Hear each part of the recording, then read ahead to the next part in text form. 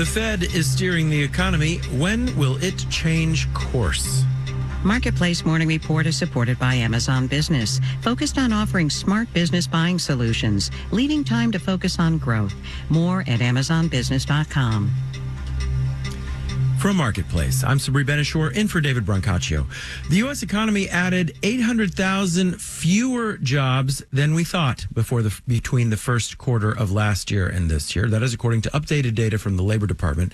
It's no crisis, but it does mean the labor market has indeed been cooling, maybe faster than expected. And it's yet another reason people will be dissecting every signal they can from the Federal Reserve on when it might cut interest rates. Federal Reserve Chair Jerome Powell will speak tomorrow at the Fed's annual economic symposium, which starts later today.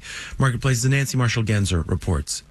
Investors are really hoping Powell will lay the groundwork for an interest rate cut at the next meeting of the Federal Open Market Committee, or FOMC, in September. But Ryan Sweet, chief U.S. economist at Oxford Economics, says Powell won't tell us too much. I wouldn't hold your breath for a lot of clues on what the outcome of the September meeting is, or the November or the December. He's not going to want to front run the rest of the FOMC. The Fed released the minutes from last month's meeting yesterday. The minutes show some FOMC members acknowledging that a case could be made for cutting interest rates last month when they left rates unchanged. The minutes also said the, quote, vast majority of the committee members said that if the data continued to come in about as expected, it would likely be appropriate to cut rates at their next meeting. Sweet says they want to make sure the current high rates don't slow the economy so much that unemployment spikes. But now the emphasis is really shifting towards ensuring that the job market remains strong. Because if the Fed waits to act until they start to see evidence that the labor market is cracking, then it's too late. And then odds of a recession increase quite substantially. The Fed has two jobs, mandates from Congress, controlling inflation, but also keeping as many people employed as possible. And Sweet expects the Fed to lean into its employment mandate now after focusing on inflation for the past few years. I'm Nancy Marshall-Genzer for Marketplace. All right, let's do the numbers.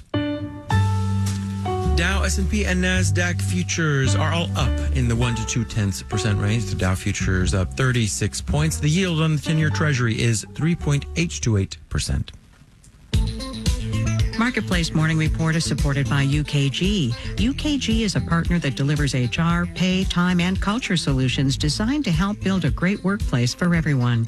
UKG, our purpose is people. The U.S.'s economic prosperity in the future depends on innovation today. And one of the engines of innovation is the world of startups. That makes startups a target for venture capital investors and a target for spies. Foreign governments, largely China, but also Russia, are increasingly stealing U.S. intellectual property from startups by posing as venture capital investors or even through real investment. That is according to the National Counterintelligence and Security Center, which recently issued a warning to startups, urging them to be vigilant. For more on this, we're joined by Michael Casey, director of the National Counterintelligence and Security Center. Director Casey, welcome. Thanks. It's great to be here.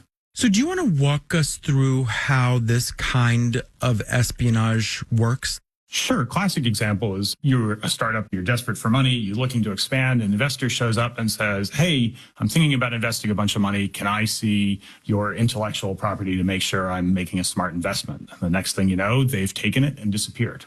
There are a couple different ways this has happened, but that's sort of the archetypical example. And then your investor goes and sets up his own business in competition with you in some foreign country. This threat has been around for a while, this kind of practice, but the NCSC issued an updated warning to the startup community this summer. What prompted that?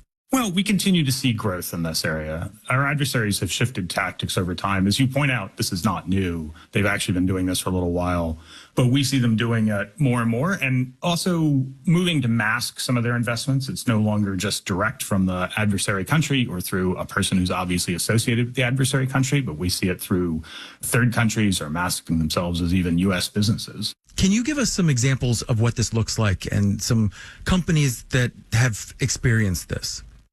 Sure. There's a classic example, a company called Smiths Harlow, which is a British engineering company, I believe.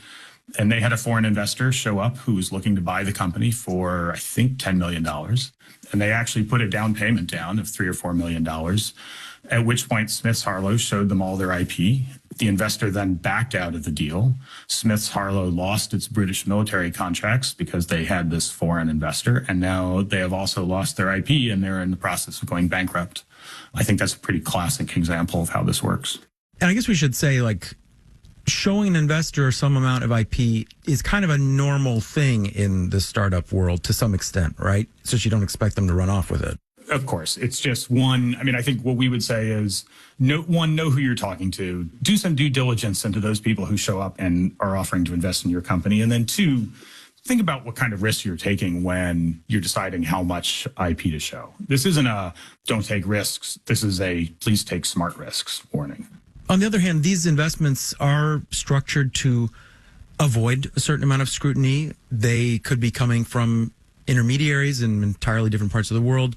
How is a startup supposed to see that coming, to sort of sift through, the legitimate investors from the suspect ones?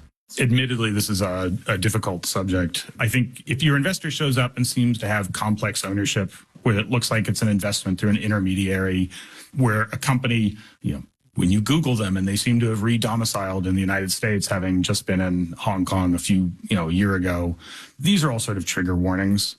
I think that a lot of these companies, though, have either venture capital firms associated with them or private equity firms who have also invested. And my guess is those guys don't want to see their investment disappear either, and would be somewhat helpful in this regard. Do you think people have an understanding of the scale of the industrial espionage, particularly coming from China? I think they're starting to. I think when we and others started warning about this, whatever was 5-7 years ago, the reaction was typically something like, oh, really? Is that happening? And now it's much more of a, tell me how it's happening and tell me how to protect myself. Michael Casey is director of the National Counterintelligence and Security Center. Thank you so much. Thank you.